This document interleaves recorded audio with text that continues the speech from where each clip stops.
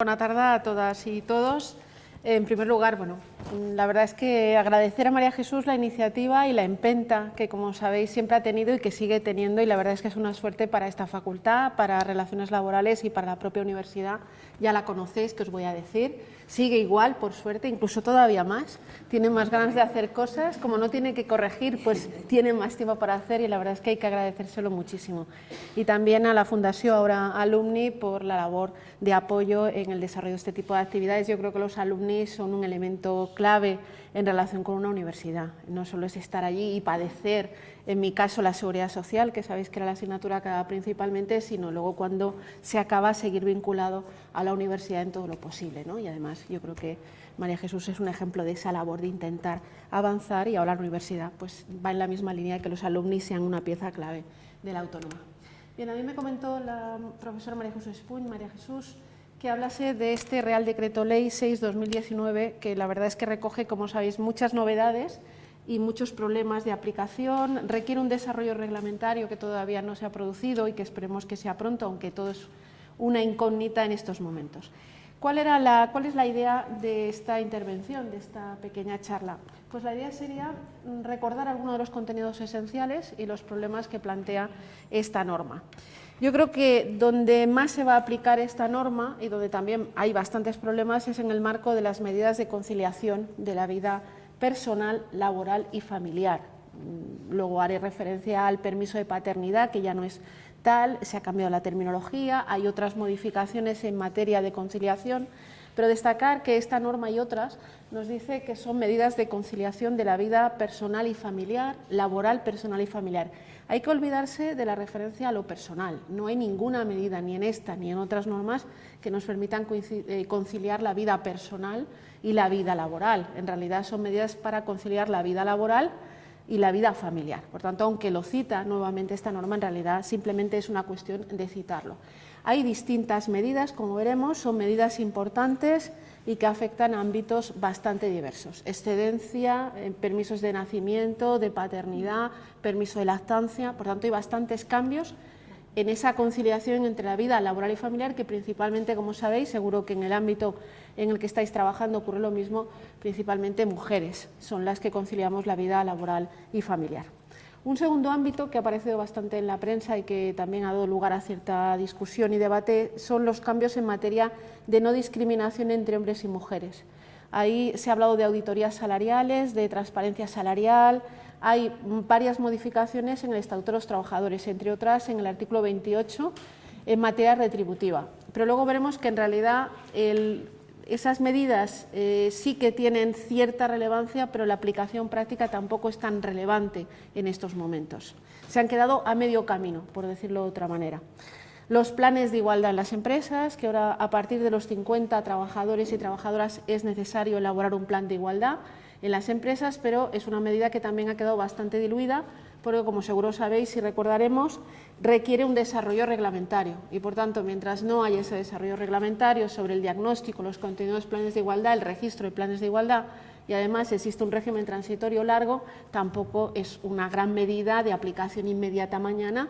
Y además no podemos olvidar qué porcentaje de empresas tenemos en el país de 50 o más trabajadores, que no son precisamente la gran mayoría. Tenemos un país de microempresas, de empresas pequeñas y medianas y sobre todo microempresas. Por tanto, se ha avanzado en esta medida, pero más desde una perspectiva formal que desde una perspectiva material. Hay algunas medidas que no me dará tiempo a tratar en tema de violencia de género, pero que hay que tener en cuenta. Se amplía la protección de las víctimas de violencia de género en el ámbito laboral. Por tanto, hay que tener presente que estas víctimas tienen una serie de derechos que empezó a reconocerlos la Ley Orgánica 1/2004, que se recogen en el Estatuto de los Trabajadores, en la normativa de seguridad social y que ahora se amplían. También se hace referencia al convenio especial para cuidadores no profesionales en el caso de personas dependientes. No voy a entrar en ello también por cuestiones de tiempo, es una buena medida volver a establecer este tipo de convenio especial y además nos sirve para darnos cuenta de que todas las medidas que están aplicadas y que se crean en materia de conciliación de la vida laboral y familiar van principalmente vinculadas al cuidado de los hijos o hijas, pero se olvida que también hay otras personas dependientes que tenemos que cuidar, personas con discapacidad, personas mayores, y ni esta norma, ni este Real Decreto Ley del año 2019, ni otras normas tienen en cuenta ese factor. Estamos en uno de los países más envejecidos del mundo y las medidas siguen centradas exclusivamente en el cuidado de hijos o hijas, que está bien, pero también hay que ver que hay otras personas que requieren cuidados y que arbitrar mecanismos para cuidar a esas otras personas. Y también se hace referencia a los trabajadores autónomos.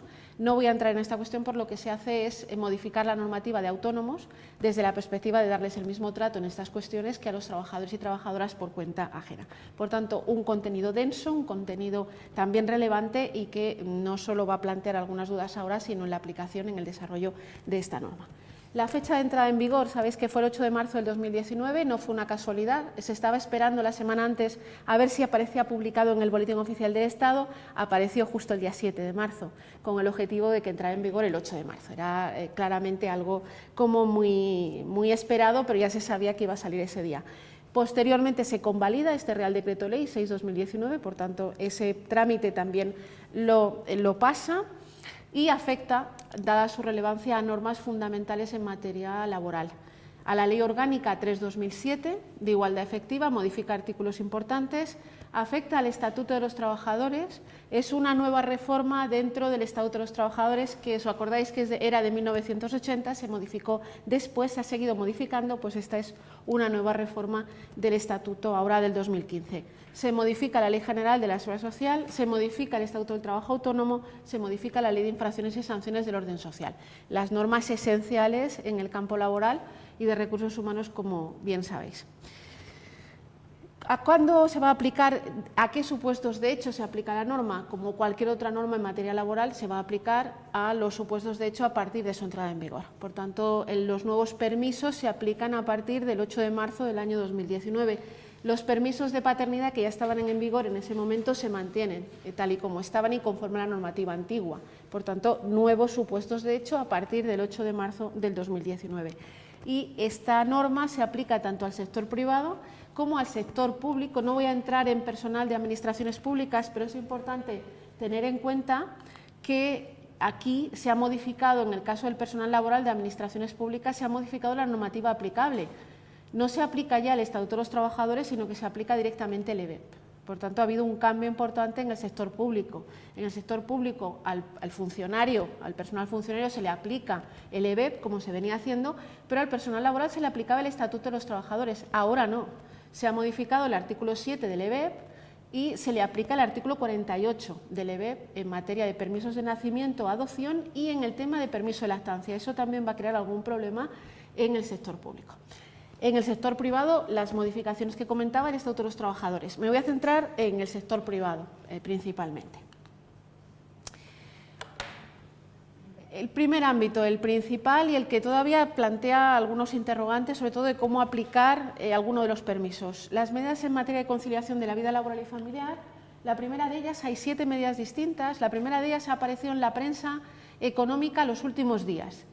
Es la modificación del artículo 34.8 del Estatuto de los Trabajadores, que no es un artículo nuevo. Este artículo se establece en el año 2000, este apartado del artículo 38, que si os acordáis se regula la jornada en general, se añade en el año 2007. Ahora lo que hace el Real Decreto Ley 6/2019 es modificar algunos aspectos para complicar la vida a las empresas, entre comillas. Por eso ha aparecido en la prensa económica los últimos días y la prensa económica utiliza la terminología de que ahora se ha implantado una jornada laboral a la carta. Y no lo dice con cariño, lo dice en el sentido de que ahora las personas trabajadoras, por utilizar la terminología de la norma, van a poder elegir el turno que quieran, van a poder reducir su jornada, pasar de un contrato a tiempo completo a un tiempo parcial cuando quiera. Si tienen jornada partida van a poder hacer jornada continuada. Lo plantean sobre todo en relación con las pymes, estos artículos que han aparecido en la prensa en los últimos días, como la debacle de la organización del tiempo de trabajo en todas las empresas y también en el sector público en el que se aplica el 34.8 del Estatuto de los Trabajadores.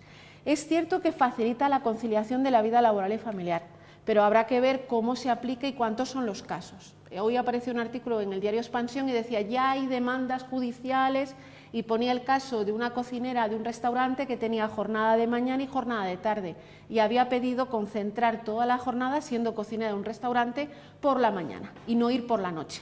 Es decir, puede haber, es un artículo que puede plantear problemas, pero igual no tantos, pero en todo caso sí que avanza en garantizar la conciliación de la vida laboral y familiar.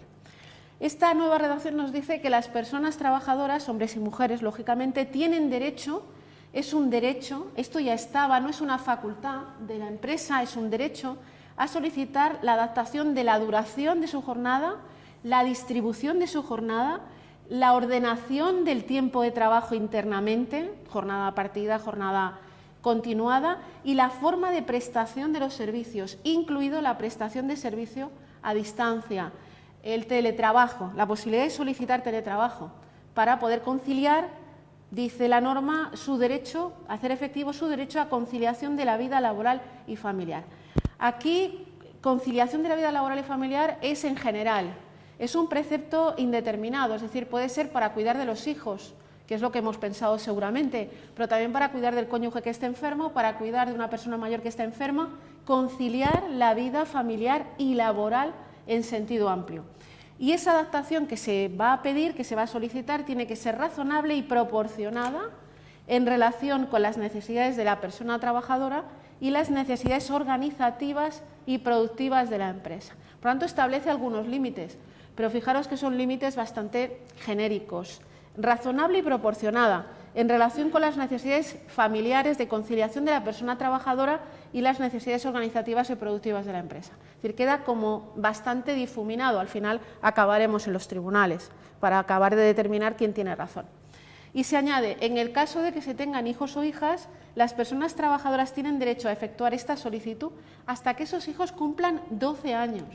Por tanto, el margen son 12 años, en el que puedo solicitar un cambio de turno de trabajo, la asignación a un turno de trabajo único, porque eso me permite conciliar la vida laboral y familiar mejor, solo las mañanas, cambiar a teletrabajo porque eso me permite cuidar mejor de mis hijos o hasta los 12 años de edad de esa persona.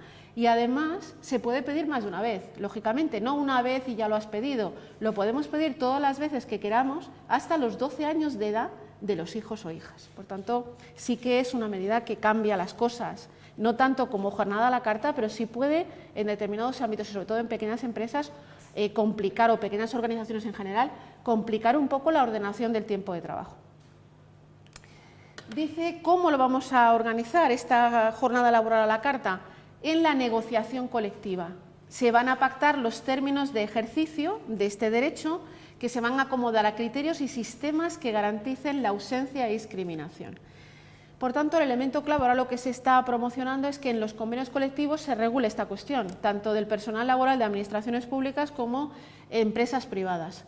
Ahora no era un tema que preocupase demasiado en la negociación colectiva y ahora se dice rápido incorporar en la negociación colectiva límites para que no se puedan hacer todos los cambios de turno, todos los cambios de jornada que se puedan plantear a partir de esta vía. Habrá que negociar y establecer algunos límites. Esos límites, lógicamente, no pueden impedir el ejercicio del derecho. Lo podré modular, pero no podré impedir que se concilie la vida laboral y familiar por esta vía. Y también se dice que si no hay negociación colectiva, que será lo que ocurra al menos durante un tiempo, la empresa, cuando una trabajadora o trabajador solicite esta adaptación de la jornada, tiene que abrir un proceso de negociación con esa persona durante un periodo máximo de 30 días. Es decir, se abre un periodo de negociación bilateral entre la empresa y la persona trabajadora, máximo 30 días. Puede parecernos que igual no es demasiado tiempo si tenemos que buscar una alternativa que afecte a otros trabajadores para conciliarlo todo a la vez, pero también la norma quiere establecer un límite temporal para evitar que abramos esa negociación y estemos hablando y hablando meses y al final no lleguemos a ningún acuerdo. Al acabar el máximo de los 30 días, la empresa por escrito le comunica a la persona trabajadora que de acuerdo, o bien le hace otra propuesta alternativa, o bien le dice que no. En este último caso tiene que justificar de forma objetiva por qué le dice que no a esa solicitud de cambio de jornada, cambio de ordenación del tiempo de trabajo. ¿Cuándo? Si le dice que sí, ¿cuánto tiempo? Lo decía antes, no hay límite temporal, el único límite los hijos o hijas hasta los 12 años, o en el caso de una persona dependiente mientras se encuentra en esa situación de dependencia. Y tiene derecho la persona trabajadora a solicitar su regreso a la jornada anterior, a la situación anterior, una vez concluido el periodo que hemos fijado o bien cuando cambien las circunstancias. Se entiende circunstancias vinculadas a su conciliación de la vida laboral y familiar. Ha pedido un año esa situación y luego cambia porque han abierto una guardería justo enfrente y ya entonces puede volver a desarrollar su jornada anterior. Lo comunica y vuelve a la jornada anterior, pero eso no impide que 6 meses después vuelva a pedir la misma medida o modifique el tipo de medida que había solicitado hasta este momento. ¿Qué ocurre si la empresa le dice que no? Que puede ser, la empresa no le puede preguntar sobre cuáles son las medidas de conciliación o la situación de conciliación que le lleva a pedirlo. O no le puede dar consejos sobre que haga otra cosa para cuidar, ni buscarle una guardería para que ponga a los niños, lógicamente. Pero le dice que no de forma razonada. En ese caso, ¿qué ocurre? Entonces, la persona trabajadora tiene que acudir a los tribunales, tiene que demandar a la empresa vía artículo 139 de la Ley Reguladora de la Jurisdicción Social, en un plazo de 20 días. Ese proceso, si lo recordáis, es un proceso urgente y preferente.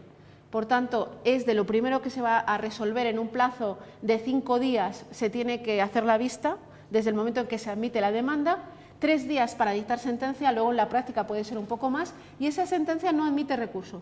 Ahí el juzgado de lo social correspondiente dirá, pues tiene razón la trabajadora, tiene razón la empresa, y podemos tener soluciones distintas en función de las distintas situaciones que se planteen de por sí o en función del juzgado ante el que se plantea la demanda correspondiente. No cabe recurso, por tanto el tema se cierra ahí, salvo que la trabajadora reclame una indemnización por daños y perjuicios añadida contra la empresa, en cuyo caso sí cabría recurso de suplicación.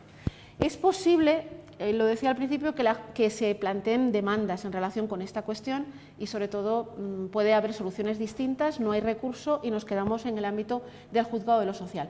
Veremos en todo caso, yo no creo que sea una jornada a la carta porque hay una razón de fondo protegida constitucionalmente como es la conciliación de la vida laboral y familiar, pero sí que cambian las cosas porque en estos casos, en esta vía del artículo 34.8, tener en cuenta que no pierdo dinero, no es la reducción de jornada para cuidar del hijo en el que pierdo dinero y cotización a la seguridad social. Aquí pido un cambio de turno o pido un turno fijo y mantengo mi retribución completa. Por tanto, es una vía interesante a explorar con todos los problemas que puedan plantearse en la práctica. Segunda medida que modifica este Real Decreto Ley 6/2019, hijos prematuros. El artículo 37.5 del Estatuto de los Trabajadores. El derecho sigue siendo el mismo que había antes, no se ha modificado, lo único que ahora la norma habla de personas trabajadoras. Antes era el padre o la madre quien podía acudir a esta medida. Ahora la norma habla de personas trabajadoras, por tanto los dos. Tanto el padre como la madre tendrán derecho a ausentarse durante 1 hora para cuidar de ese hijo prematuro, que es prematuro de por sí o que está hospitalizado, no necesariamente por razón de ser prematuro. Esta hora, como sabéis, la retribuye la empresa. El cambio, insisto, es que ahora lo pueden pedir los dos. Antes era uno o el otro, ahora los dos, en la idea de fomentar la corresponsabilidad de ambos progenitores en el cuidado del hijo hospitalizado o del hijo prematuro. Esa es la idea de fondo de todo este Real Decreto Ley 6/2019. Y también se mantiene la misma propuesta anterior, reducir la jornada de trabajo hasta un máximo de 2 horas, ahora sí con la disminución proporcional del salario. Ya estaba antes, por lo tanto el único cambio es que ahora los dos van a poder acceder a esta medida si lo consideran conveniente y el coste lo va a asumir la empresa como venía haciendo antes. La idea es fomentar la corresponsabilidad, que es algo que ya pretendía la Ley Orgánica del año 2007, pero que cuesta mucho que en la práctica se avance en este tema. En el tema de distribución, aquí no hay cambios, el artículo 37.7 de Estatuto de los Trabajadores. No hay cambios salvo la referencia a permisos, lo que aparece en negrita, persona trabajadora, antes hablaba de trabajadores, ya sabéis que la normativa laboral tiene esa lógica de utilizar el término trabajadores como genérico, pero aquí lo que sí quiero recordaros es que la jurisprudencia dice que quien decide cómo se aplica una reducción de jornada por cuidado de hijos, quien decide cómo se aplica cualquier medida o permiso vinculado a la conciliación, es la propia persona que solicita ese permiso o esa reducción. Es decir, por poner el ejemplo típico de la reducción de jornada por cuidado de hijos, quien decide si reduzco a primera hora de la jornada o a última hora, si empiezo a trabajar a las 10 en lugar de a las 8 y me voy a las 3 en lugar de a las 6, es exclusivamente la persona trabajadora. Es una decisión y un derecho que la jurisprudencia reconoce a la persona trabajadora y que la empresa no puede pedirle por qué coge esa franja, no puede pedirle explicaciones de por qué esa franja y no otra. Y además siempre hay que justificar la decisión que se tome en relación con estas cuestiones, en relación no en general con la empresa, sino en relación con el puesto de trabajo de esa trabajadora. Eso es lo que entiende la jurisprudencia. No podemos decir no me va bien en general sino porque este puesto de trabajo es de atención y se requiere que a primera hora vienen más usuarios y por tanto esa primera hora no es la mejor opción. Insisto en ello porque la jurisprudencia, tanto en el sector público como en el sector privado, insiste en que esto es una cuestión que decide la persona trabajadora. En el tema de excedencia por cuidado de hijos también hay un cambio que difícilmente se va a aplicar en la práctica, por razones evidentes, porque la excedencia por cuidado de hijos o la excedencia en general sabéis que implica que no trabajo para cuidar de los hijos, en este caso el artículo 46.3 del Estatuto, pero no cobro nada y además tampoco cobro ninguna prestación de la Seguridad Social. Por tanto, estoy sí conciliando mi vida laboral y familiar, pero sin ingresos. Por tanto, es muy poco utilizada en la práctica la vía de la excedencia. Es una causa de suspensión, pero ni me paga la Seguridad Social ni me paga la empresa. Aquí lo que se ha hecho es, con el objetivo nuevamente de intentar fomentar la corresponsabilidad de ambos progenitores en el cuidado de los hijos, mejorar la reserva del derecho a la reserva del puesto de trabajo, mejorarlo cuando ambos ejercen esta excedencia. Es lo que aparece en negrita, la novedad está ahí. Dice, cuando la persona ejerce este derecho con la misma duración y régimen que el otro progenitor, la reserva del puesto de trabajo se extenderá hasta un máximo de 18 meses. La reserva de la silla, para entendernos, ¿sabéis qué reserva de puesto de trabajo aquí es la silla? Pues si los dos progenitores piden la excedencia, primera dificultad, porque ninguno va a cobrar, y segundo, están en situación de excedencia el mismo tiempo, en ese caso la reserva de puesto de trabajo pasaría de los 15 meses a 18 meses con carácter general. Eso en la práctica va a ser extrañísimo, porque tendríamos a los dos progenitores sin cobrar nada y en excedencia cuidando de sus hijos. Eso es muy difícil por la razón evidente de que van a vivir durante ese tiempo. Puede haber algún caso, pero realmente es más fomentar esa idea de corresponsabilidad de que algo que se vaya a aplicar en la práctica. Esta es la novedad en la excedencia por cuidado de hijos. Os recuerdo que la excedencia por cuidado de hijos máximo 3 años, y los 3 años se consideran cotizados a efectos de seguridad social para pensiones futuras. Este tema cada vez es más importante porque cada vez va a ser más difícil acceder a las pensiones. Por tanto, cuidado con las medidas de conciliación de la vida laboral y familiar, como es la reducción de jornada por cuidado de hijos, que tiene efectos desfavorables en materia de pensiones, que a veces se olvida. Otra cuestión que modifica el Real Decreto Ley, pero formalmente la he incluido porque está ahí, en el tema de las indemnizaciones. Cualquier indemnización por extinción del contrato después de una reducción de jornada vinculada a la conciliación de la vida laboral y familiar no puede tener efectos desfavorables. Si he estado en reducción de jornada y luego me despiden y me van a contar la indemnización teniendo en cuenta la jornada completa, no la jornada a tiempo reducido, para no perjudicar principalmente a las mujeres, que somos las que principalmente nos acudimos a estas medidas de conciliación. Aquí simplemente es una cuestión meramente formal, sigue lo mismo que existía con anterioridad. Si hay una reducción y se produce después una finalización de contrato con indemnización, cogeremos la jornada completa. Totalmente lógico, porque si no estaríamos incluso discriminando por razón de sexo, vulnerando el artículo 14 de la Constitución. ¿Dónde están los cambios fundamentales, pero con un régimen transitorio complicado? El tema de la maternidad, paternidad. El primer cambio es que desaparece el permiso, que además era un clásico, el permiso por nacimiento de hijos, hijas, desaparece, era un clásico, estaba recogido desde hace muchos años, seguro que María Jesús puede recordar la fecha desde cuándo, desaparece los 2 días, los 4 días, y se integran dentro del nuevo permiso. Esto efectivamente ha tenido problemas desde la perspectiva de la negociación colectiva, porque si lo tenía previsto en el convenio colectivo, pues ahora ya no tiene base legal y ya está integrado dentro del permiso y no puedo reconocerlo en concepto de permiso de nacimiento. El 48 del Estatuto se modifica y tampoco podemos hablar ya de permisos de maternidad y tampoco podemos hablar de permiso de paternidad. Estaría mal hecho. Yo creo que seguiremos hablando durante años de permiso de maternidad y permiso de paternidad, pero ya no es así. Y de hecho ya no hay prestación de maternidad desde la perspectiva de seguridad social y prestación de paternidad, ya no existen. Ahora solo existe la prestación por nacimiento y cuidado de menores. Es decir, con lo cual nos han complicado un poco la vida en cuanto a los términos, y después ya no hay dos prestaciones, sino que solo hay una, se han fundido los requisitos y se mantiene la misma cuantía. Un poco nos han complicado, pero en el fondo es buena la complicación porque se fomenta la corresponsabilidad, se amplía la duración del permiso de paternidad, entre comillas, y se flexibiliza el uso de estos permisos para adaptarlo a las necesidades de los menores. Otra cosa será cómo gestionamos esto desde la perspectiva de recursos humanos, que puede ser muy complicado gestionarlo. Desde la perspectiva de seguridad social también, pero bueno, el INS ya se organiza y la tesorería a los efectos oportunos, pero desde la perspectiva de gestionarlo no va a ser nada fácil. ¿Cuál es el cambio? A efectos 2021, y luego veremos el régimen transitorio. ¿Qué es lo que cambia? Ahora el permiso de maternidad sería el permiso por nacimiento, que nos dice la norma que comprende el parto y el cuidado de menor de 12 meses. Porque el permiso lo puedo disfrutar hasta los 12 meses de edad del menor. Suspende el contrato, lógicamente igual que antes, de la madre biológica.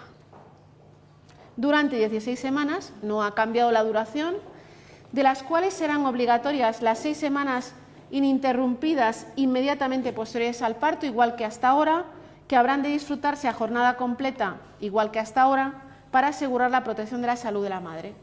Estaba igual el descanso obligatorio, que tiene una larga tradición histórica, de las primeras 6 semanas después del parto. Ahora lo que cambia es que es madre biológica, referencia a madre biológica, y luego añade, el nacimiento suspenderá el contrato de trabajo del progenitor distinto de la madre biológica durante 16 semanas, que esto será en enero del 2021. Claro, ahora este permiso, que era el antiguo de permiso de paternidad, ya no lo podemos llamar permiso de paternidad, quisiéramos llamarle permiso del progenitor distinto de la madre biológica.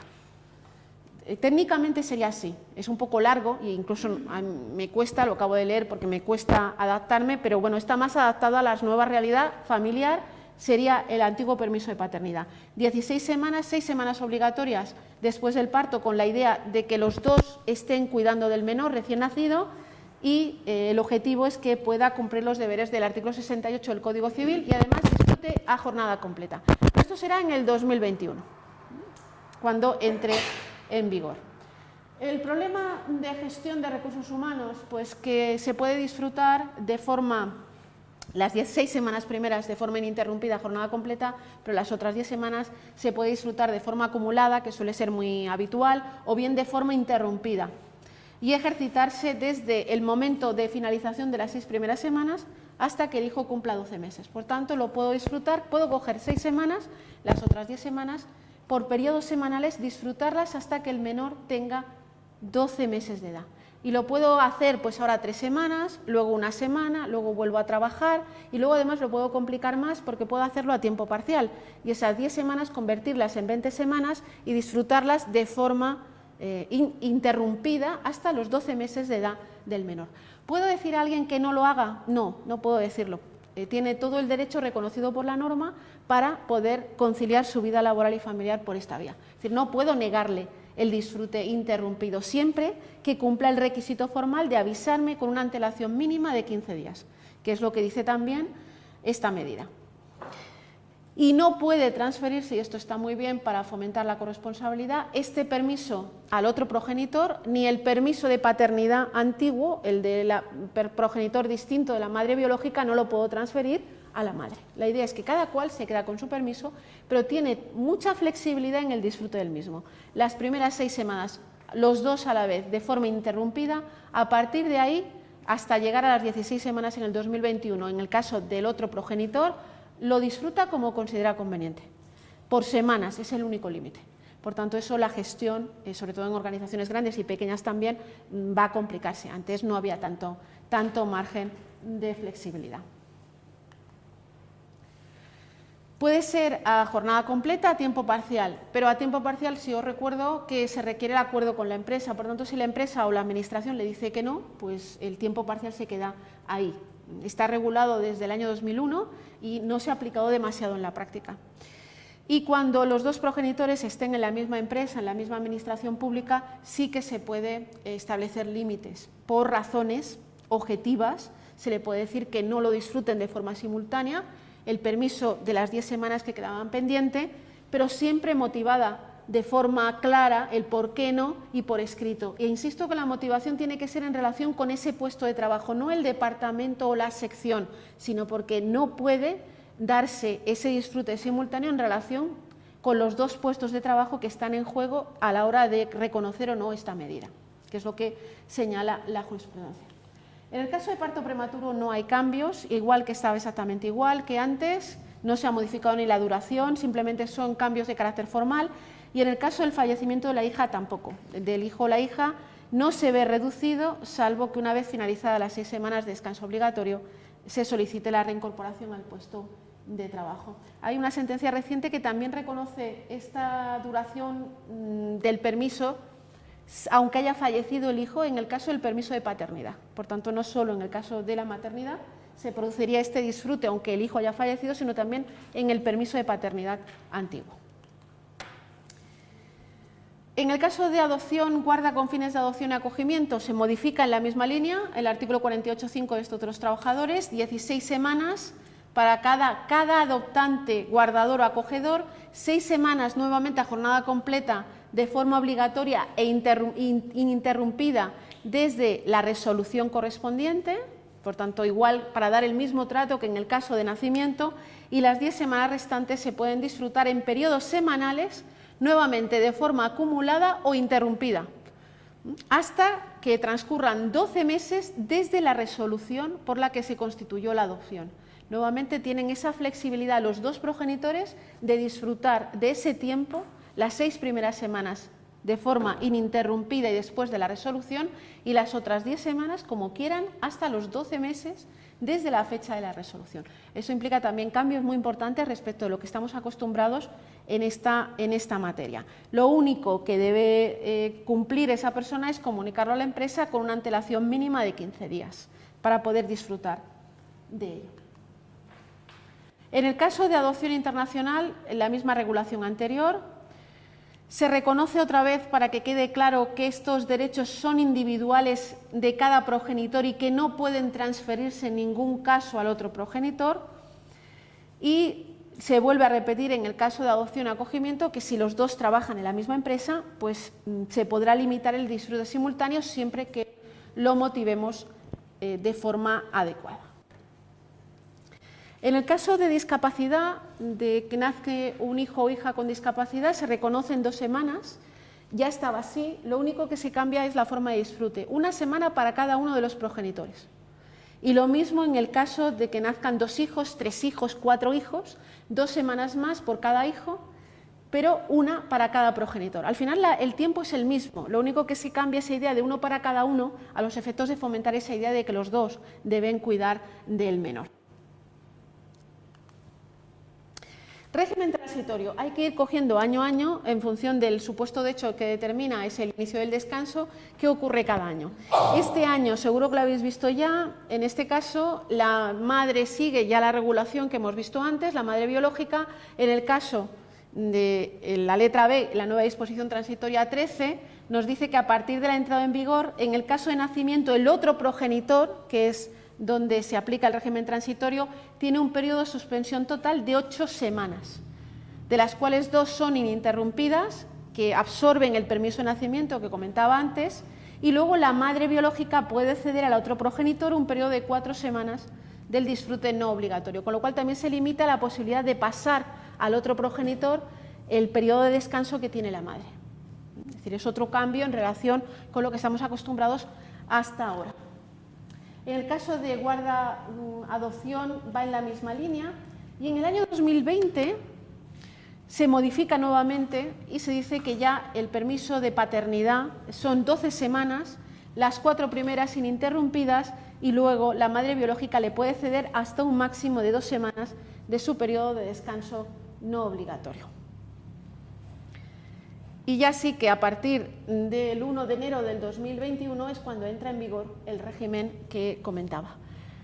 Es una buena medida, pero la gestión puede ser un poco complicada hasta que nos acostumbremos y sobre todo puede ser complicada si la modifican con posterioridad, porque sabéis que tampoco ha sido una medida que haya tenido todos los apoyos posibles, pero cambia mucho, insisto, la gestión del permiso de maternidad. Faltaba la perspectiva de seguridad social.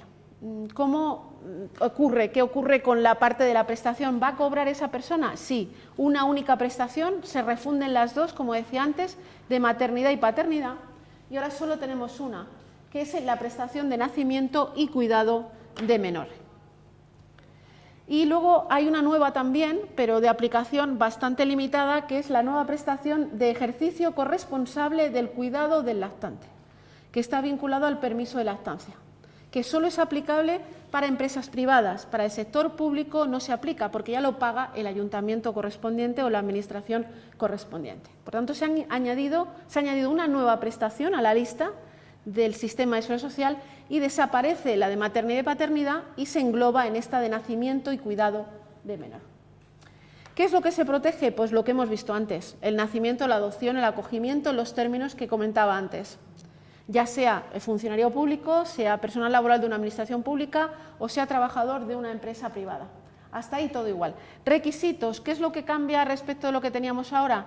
Pues que desaparecen los requisitos del permiso de la prestación de paternidad y se aplican ahora los requisitos de la prestación de maternidad a todos, a los dos progenitores. Por tanto, aquello de si tiene menos de 21 años de edad no se exige periodo de cotización, si tiene entre 21 y 26 se exigen 90 días, los requisitos de la maternidad ahora se aplican a todos, padres, madres, en general. Son los mismos requisitos, pero únicos para todos los casos. Si la persona trabajadora tiene más de 26 años, en ese caso se exigen 180 días cotizados dentro de los 7 años y si no lo tiene, pues hay una segunda oportunidad que son los 360 días cotizados en general, sea la prestación para el otro progenitor o la prestación para la madre biológica. Y en relación con el importe de la prestación, pues la misma, no cambia nada, se sigue pagando el 100% de la base reguladora, la incapacidad temporal, contingencias comunes, igual que hasta ahora, no hay cambio a esos efectos. También se mantienen las causas de suspensión de la prestación. Si trabaja, está de baja por maternidad, está trabajando, se va a suspender la prestación. Si ha recurrido en un fraude para acceder a la prestación, también se va a perder la prestación, igual que ocurría con anterioridad.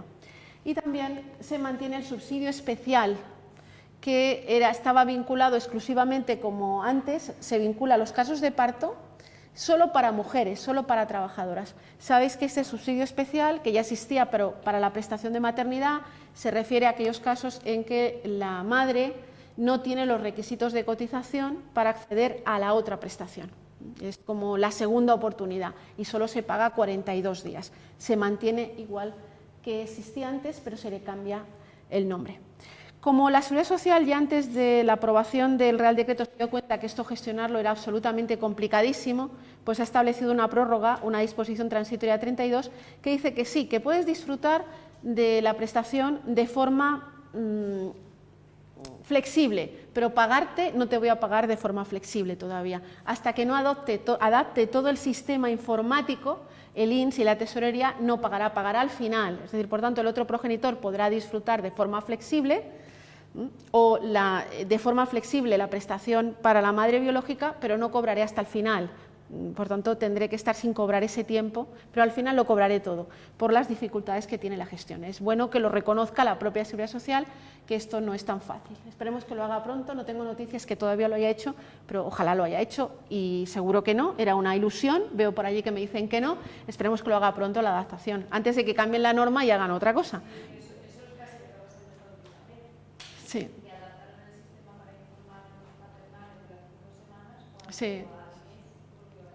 Pues ahí igual, pero igual no, yo creo que es difícil dar marcha atrás en una medida de este estilo, porque a ver cómo lo justificas, que te he dado 16 semanas y ahora no, sería un poco difícil de hacer, igual menos flexibilidad, pero creo que es bastante, sobre todo recortar es difícil, pero ya se dan cuenta y lo hacen por adelantado, que no esperéis que cobréis, ya lo haremos un poco más adelante, ¿no? En ese sentido.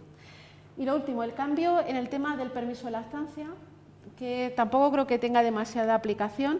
El permiso de lactancia sigue igual hasta los 9 meses de edad del menor, 1 hora de ausencia del trabajo, con una larga tradición histórica.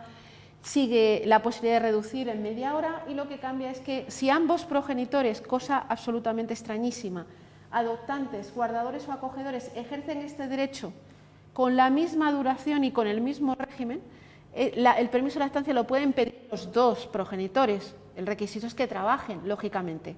Pues si lo piden los dos, que es bastante raro, y además con la misma duración y régimen, se puede extender hasta que cumpla los 12 meses. De los 9 meses pasaría a 3 meses más, 12 meses. Pero debe ser que los dos progenitores adoptantes ejerzan el derecho de prestación, el permiso de lactancia, y con el mismo régimen de duración. Eso es bastante difícil en la práctica, igual se dan casos, pero si es así, queremos fomentarlo. ¿Cómo? Reconociendo 3 meses más, cosa que ya tienen los funcionarios y el personal de administraciones públicas. ¿Hasta dónde tendría que pagar la empresa? Lógicamente solo hasta los 9 meses, ese coste lo asume la empresa, y por eso se crea, ¿qué ocurre del mes 9 al 12? Por eso se crea una nueva prestación de la Seguridad Social, que es esta prestación de corresponsabilidad en el cuidado de lactancia, del lactante, que cubre esos 3 meses, esa diferencia hasta los 12 meses. Por tanto, se solicitará y se reconocerá, pero solo a uno de ellos, no a los dos. Con lo cual dice, si quieres fomentar la corresponsabilidad, deberías pagarle la prestación a los dos. No, solo a uno. Con lo cual, sí que los dos reducen su jornada para seguir cuidando del menor hasta los 12 meses, pero solo a uno percibirá la prestación a cargo de la Seguridad Social. Por tanto, es una medida que no se aplica, por otra parte, a administraciones públicas, ni personal laboral ni funcionario, pero es una medida, bueno, igual más formal o de futuro que de aplicación directa ya desde ese momento. Está en el artículo 183 y 184 de la ley y 185 de la Ley General de la Seguridad Social, nueva prestación de la Seguridad Social. El otro tema que quería tratar es el tema de planes de pensión, planes de igualdad, de pensiones no, de igualdad. Me he ido hacia la parte de Seguridad Social. Planes de igualdad. Es, ya lo decía al principio, una modificación relevante, pero con escasa aplicación o incidencia, salvo que te creas de verdad la igualdad en la empresa, que si es así, pues será una gran ayuda, pero si no es así, pues seguiremos esperando a cumplirlo más adelante. Se modifica la Ley Orgánica de Igualdad y ahora se dice que las empresas de 50 o más trabajadores deberán elaborar y aplicar un plan de igualdad.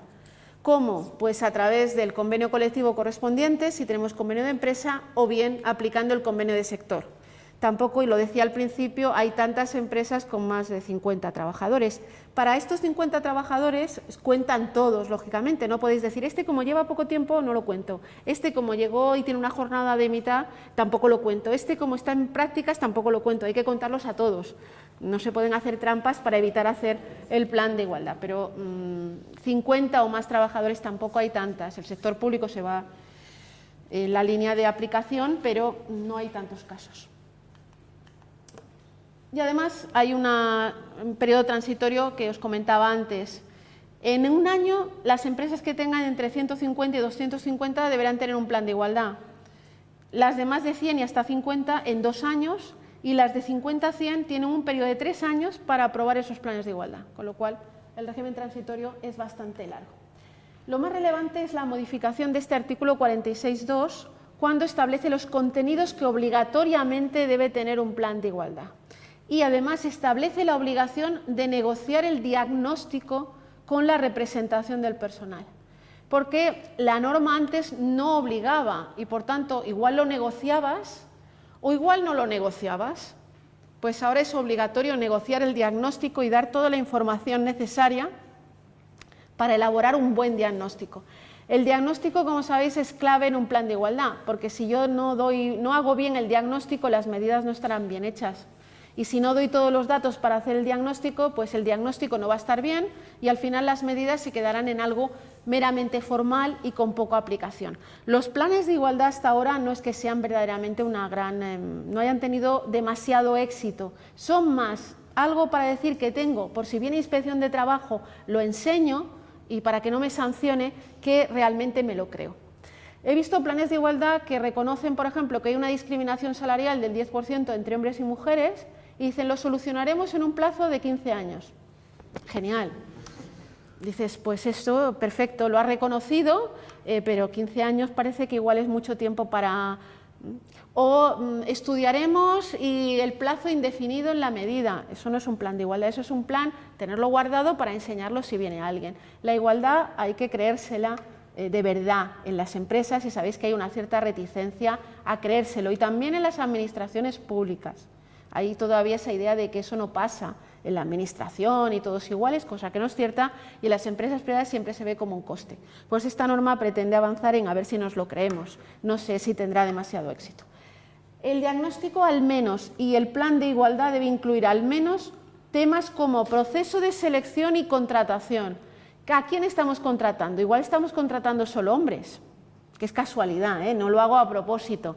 Pues tendré que incluirlo en el plan de igualdad y adoptar medidas para evitarlo. O igual estoy contratando solo a mujeres en determinados niveles y en otros solo contrato hombres. Hay que incluirlo en el plan y adoptar las medidas correspondientes.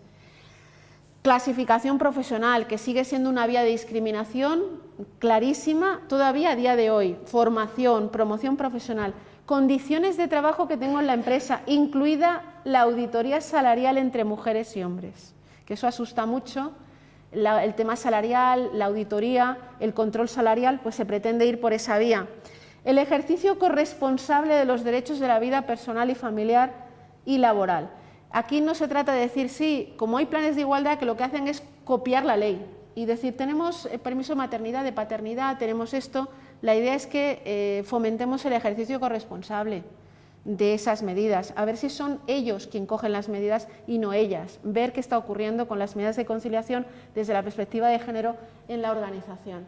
Y la infrarrepresentación femenina, seguro que igual habéis hecho una auditoría interna y veis que las mujeres están en determinados niveles y no en otros, pero es casualidad, y promocionan los hombres y no las mujeres, pero eso es casualidad, pues eso es lo que pretende que el plan de igualdad detecte el diagnóstico y se adopten medidas reales y en un tiempo corto para resolverlo. Os recuerdo que las medidas de acción positiva en favor del sexo menos representado son plenamente legales, constitucionales y acordes al derecho comunitario. ¿Cómo elaboramos el diagnóstico? En el seno de la comisión negociadora del plan de igualdad. Aquí se planteaba, y si no tengo comisión negociadora, pues tiene que haber una comisión negociadora, sobre todo si somos una empresa mediana grande. Esa comisión negociadora tiene que formar parte de la representación del personal. ¿Tiene que ser paritaria entre representación del personal y empresa? No. Esa idea de paridad no es necesaria. Queda bien, pero no es necesaria. La idea es que sea lo más efectiva posible y que se pueda avanzar en estos temas. Y tengo que darle toda la información, lo cual es lógico, incluidas las cuestiones salariales. Se prevé también la creación de un registro de planes de igualdad, igual que se registran los convenios colectivos. Parece lógico porque así se sabría qué se está haciendo y más bien se sabría qué no se está haciendo. Pero el problema es que reglamentariamente se desarrollará todo esto. Los contenidos, el diagnóstico, las auditorías, el registro. Esperemos que este desarrollo reglamentario sea real, uno, se haga, que puede que no se haga, y segundo, que sea pronto y que sea un contenido acertado. Por tanto, de momento queda todo un poco en el aire la cuestión de los planes de igualdad. Y en cuanto a las sanciones, se amplía, y es importante esta modificación, porque la norma decía planes de igualdad, ahora 50 o más, y además en el artículo se decía y adoptar las empresas medidas de igualdad entre hombres y mujeres.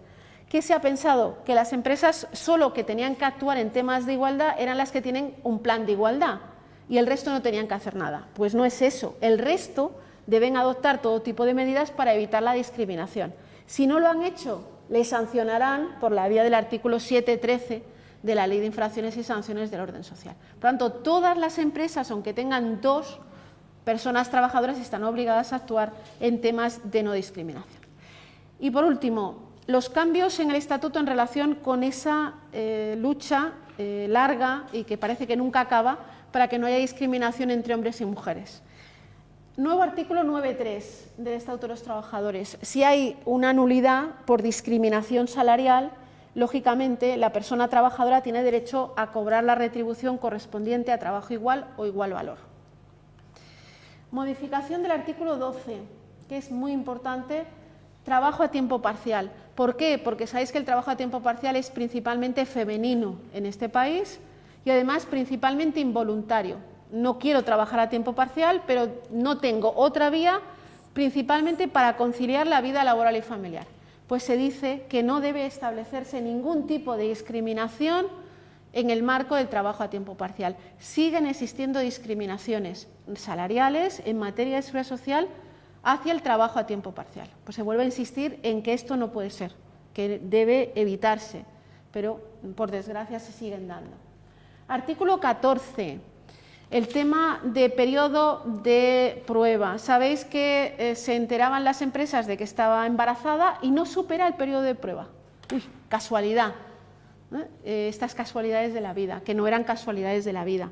Pues ahora se modifica la ley y se dice que ese desistimiento estando embarazada va a ser nulo.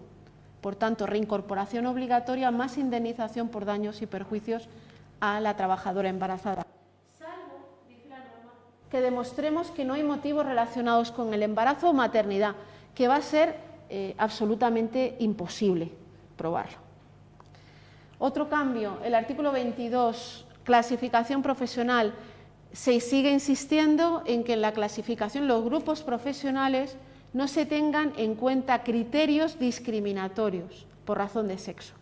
Esfuerzo físico no se puede incluir y se siguen existiendo convenios colectivos que incluyen el esfuerzo físico a la hora de valorar puestos de trabajo. Pues vuelve a insistirse en que esto no se puede hacer. El artículo 28, que es el que más aparece en la prensa y ha creado quizás más dudas, el tema de que debo registrar. Se define el trabajo de igual valor. ¿Cómo o cuándo va a haber un trabajo de igual valor? No es una definición nueva, es una definición que viene del derecho comunitario y sobre todo en el apartado 2 del artículo 28 se dice que el empresario, toda la empresa, aquí no hay ningún número de trabajadores, por tanto toda empresa del país está obligada, y también en el sector público, personal laboral, está obligado a llevar un registro con los valores medios de los salarios, los complementos salariales y las percepciones extrasalariales de su plantilla, desagregados por sexo y distribuidos por grupos profesionales, categorías profesionales o puestos de trabajo iguales o de igual valor. Por tanto, debo tener un registro donde aparezca por categorías o grupos profesionales que cobran los hombres y las mujeres, no solo en cuantía global, sino en parte salarial, parte extrasalarial, que me permita ver si ahí está ocurriendo algo. Seguro que lo habéis hecho ya y habéis visto que no hay ningún problema. Todo el mundo cobra igual. Todos los grupos profesionales o categorías profesionales o puestos equivalentes, hombres y mujeres, cobran igual. Si eso es así, la verdad es que para aplaudiros dudo yo que eso os ocurra. Porque igual algo ha pasado y hay algún sesgo por razón de género que ahí se ha perdido o algún complemento que cobran más ellos que ellas. La discriminación salarial se lleva a cabo a través de negociación colectiva, a través de complementos salariales que tienen en cuenta factores principalmente masculinos. Si veis los complementos salariales, descubriréis que hay complementos como flexibilidad horaria, disponibilidad horaria, mando, que son más masculinos que femeninos. Pero eso es casualidad, seguramente. Por tanto, si la idea de este registro es ver los datos y decir, anda, uy, pues aquí igual, y entonces empezar a investigar y ver si puedo solucionarlo. ¿A quién le tengo que enseñar este registro? Que es un registro muy sensible. Los datos salariales son muy sensibles. No se han atrevido a lo que inicialmente se planteaba, que era que fueran públicos, que cualquier persona.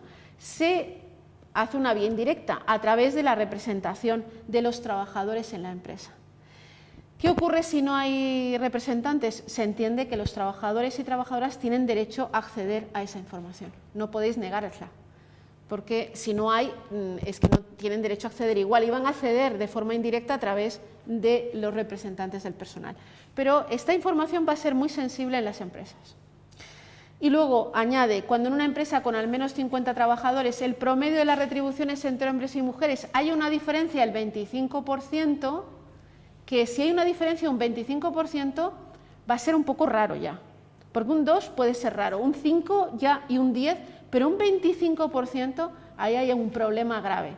Pues en ese caso lo único que dice la norma es que hay que incluir en el registro salarial una justificación de que esa diferencia no responde a motivos relacionados con el hecho de ser hombres o mujeres. A ver qué se os ocurre poner para justificar una diferencia del 25%, que es una diferencia muy alta. Por tanto, no se han atrevido, aquí la redacción original era mucho más drástica en contra de las empresas. Aquí se le dice, bueno, va, a ver si me lo justificas. Lógicamente, a estos datos tiene acceso a Inspección de Trabajo y luego le tendréis que justificar en su caso qué es lo que habéis puesto.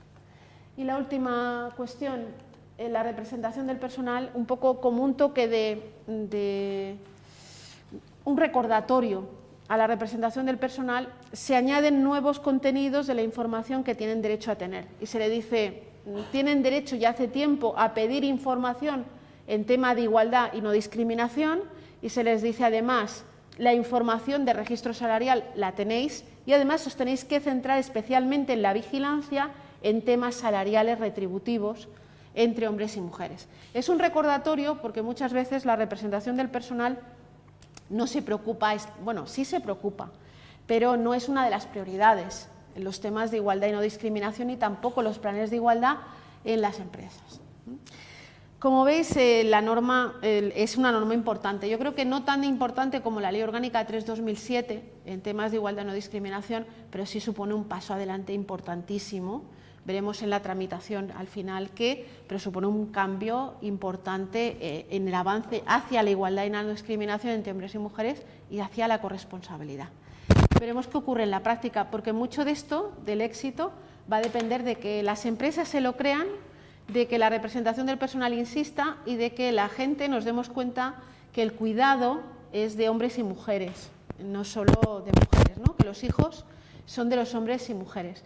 Si me permitís, acabo con una anécdota. Hace no mucho leí un estudio de unos sociólogos de Madrid sobre qué pensaban los padres jóvenes de los hijos. Era un estudio hasta 45 años hacia abajo. Y habían hecho un estudio previo, años atrás, el mismo equipo de una universidad de Madrid, y estaban contentos con los resultados actuales porque los padres de 45 hacia abajo ya reconocían que los hijos eran suyos. Es decir, que era una cuestión también que tenían que cuidar, pero luego añadían que si podían, pues se lo pasaban a otro. Es decir, que habían asumido que eran suyos, pero que bueno, que si había una guardería o estaba el abuelo o la abuela, bueno, pues también era una alternativa. Es decir, en el fondo, con esta anécdota o este elemento que quiero deciros que es un problema de todo esto, es un problema social, cultural, y que ahí se avanza, pero igual no se avanza todo lo que debería. Creo que ya me he excedido el tiempo. Las preguntas que queráis plantear o las dudas o cualquier cuestión, pues lógicamente estoy a vuestra disposición. Bueno,